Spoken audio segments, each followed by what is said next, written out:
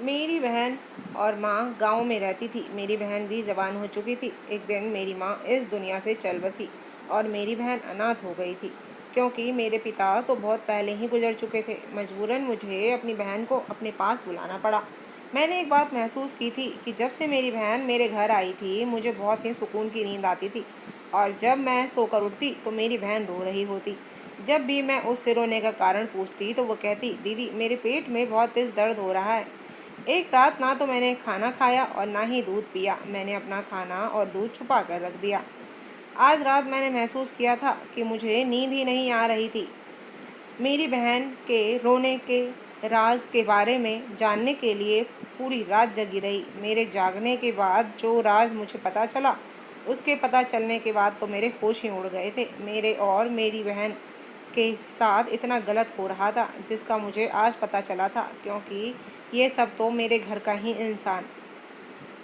मेरी माँ ने मेरी शादी सुमित से बहुत पहले ही कर दी थी। मैं अपनी शादीशुदा ज़िंदगी में बहुत खुश थी, लेकिन जब से मेरी बहन मेरे घर आई थी, मुझे अपनी पति की हरकतें कुछ अजीब सी लगने लगी थी। वो रातों को कमरे से बाहर चले जाते और जब मैं उनसे पूछती तो कोई ना कोई बहाना बना देते।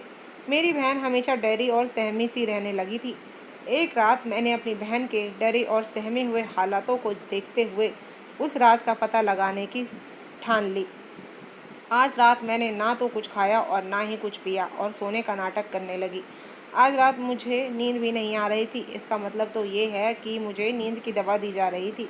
मैंने देखा मेरे पति करीब रात के 1 बजे कमरे से बाहर निकल गए और मैं भी थोड़ी देर बाद बाहर निकल गई।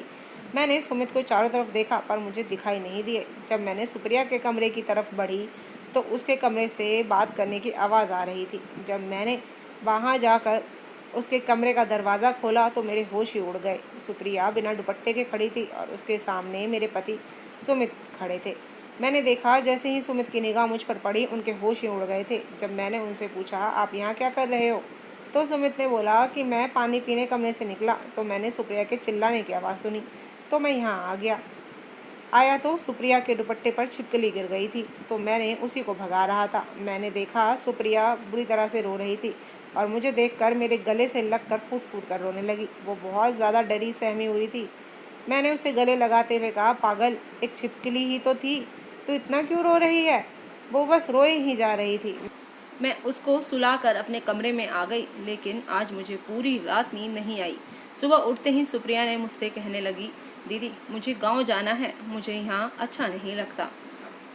मैंने उसे कुछ नहीं कहा, लेकिन जब ये बात मैंने अपने पति सुमित को बताई कि सुप्रिया गांव जाना चाहती है, तो सुमित बोलने लगे, अब हम इसमें कर भी क्या सकते हैं, जैसा तुम्हें ठीक लगे तुम देख लो, लेकिन तुम देखो अगर वो गांव में अकेले रहेगी तो कुछ गलत ना हो जाए। सुमित की बातें मुझे ठीक लगी। फिर सुमित बोलने लगे कि ऐसा करो, सुप्रिया का हम यहाँ कॉलेज में दाखिला करा देते हैं, बाहर निकलेगी तो उसका मन भी लग जाएगा और उसकी पढ़ाई भी पूरी हो जाएगी। मुझे भी ये सही लगने लगा और मैंने अगले ही दिन सुप्रिया को सुमित के साथ दाखिले के लिए भेज दिया। लेकिन जब सुप्रिया उधर से वापस आई तो बहुत ही अलग सी और बहुत खुश नज़र आ रही थी। उसके हाथों में शॉपिंग बैग थे। सुप्रिया आते ही मेरे गले लग गई और मुझसे कहने लगी, दीदी आज मुझे शॉपिंग करके अच्छा लग रहा है और बाहर जाकर मुझे फ्रेश महसूस हो रहा है। अचानक सुप्रिया के चेहरे पर खुशी देखकर अच्छा भी लग रहा था और नहीं भी लग रहा था। आज का सुप्रिया का रवैया देखकर अब मुझे उसका यहाँ रहना अच्छा नहीं लग रहा था। अगले ही सुबह जब मैंने सुप्रिया से कहा कि तुम गांव जाना चाहती थी ना, मैंने गांव में बगल की चाची से बात कर ली है, वो तुम्हारी देखभाल कर लेंगी, तुम गांव चली जाओ। लेकिन सुप्रिया ने मेरी बात बीच में ही काटते हुए कहा कि मैं अब गांव नहीं जाना चाहती, अब मुझे यहाँ रहना अच्छा लग रहा है। सुमित सुप्रिया को कॉलेज ही नहीं छोड़ते थे, बल्कि वो लंच टाइम में उसे कॉलेज से घर भी वापस छोड़ने आते थे।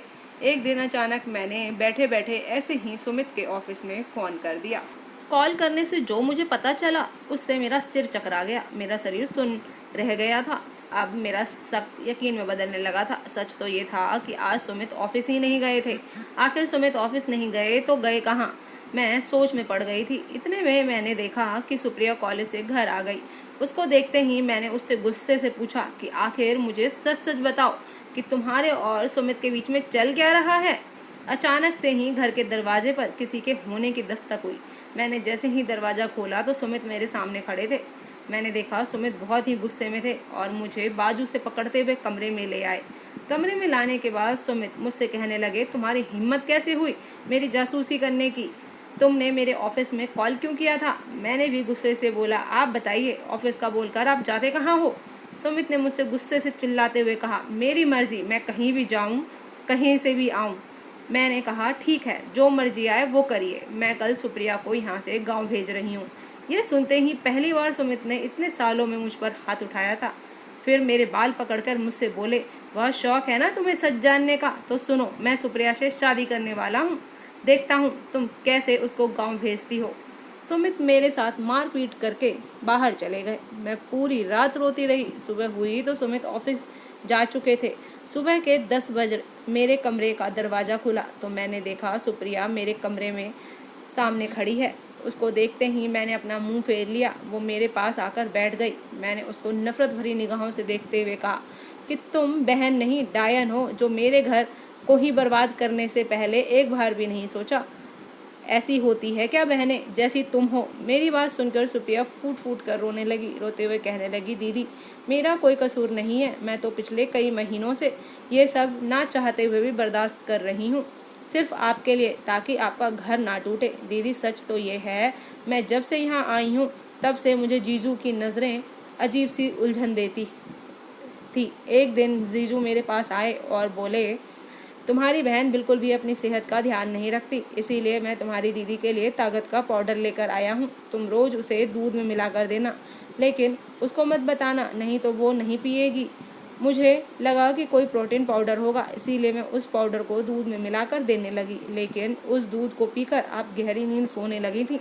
मुझे बर्बाद करने के बाद जीजू ने मुझे धमकी दिया कि अगर मैंने आपको ये बात बताई तो वो आपको तलाक दे देंगे। दीदी, मुझे अपनी परवाह नहीं थी, क्योंकि मेरा तो सब कुछ बर्बाद हो चुका था। मुझे तो सिर्फ आपकी चिंता थी। दीदी, आप ही बताइए, इसमें मेरा क्या कसूर था? क्या मेरा ये कसूर है कि मैं इस दुनिया में अनाथ हूँ? दीदी, आप मुझे इस दरिंदे इंसान से बचा लीजिए। मुझे इससे शादी नहीं करनी है। वो मेरे साथ ज़बरदस्ती कर रहा है। उसने मेरा वीडियो भी बना रखा है और मुझे धमकियाँ देता है। मेरे पति ने ही मेरी बहन को अपनी हवस का शिकार बना लिया था। सुमित ने हम दोनों बहनों की ज़िंदगी बर्बाद कर दी थी। इसीलिए मैंने पुलिस को कॉल करके बुला लिया और पुलिस को सारी सच्चाई बता दी। पुलिस ने सुमित को गिरफ्तार कर लिया और उसके मोबाइल से सुप्रिया की वीडियो भी मिली, जिससे उसको सज़ा हो गई। कुछ ही दिनों बाद मुझे पता चला कि मैं माँ बनने वाली हूँ। मेरे 9 महीने पूरे हो गए और मैंने एक बेटे को जन्म दिया। मैं अपने बेटे पर सुमित जैसे इंसान का साया भी नहीं पड़ने देना चाहती थी। कुछ ही दिनों बाद मैंने सुमित से तलाक ले लिया। मैं अपने बेटे और बहन के साथ अब अलग रहती हूँ। मैंने अपनी बहन से शादी के लिए बोला, लेकिन उसने साफ मना कर दिया, क्योंकि अब उसका शादी से भरोसा उठ गया था। सच कहते हैं, जब अपने माँ बाप इस दुनिया में नहीं होते तो लोग अपना असली रूप दिखा देते हैं। तो दोस्तों, आज की कहानी आपको कैसी लगी ज़रूर बताइएगा कमेंट करके। चैनल पे अगर न्यू है तो सब्सक्राइब ज़रूर कर लीजिएगा। पुराने हैं तो कहानी पूरी सुनने के लिए धन्यवाद। फिर मिलती हूँ आपको एक नई कहानी के साथ। जब तक के लिए bye bye. Please family and friends के साथ शेयर कर दिया करें।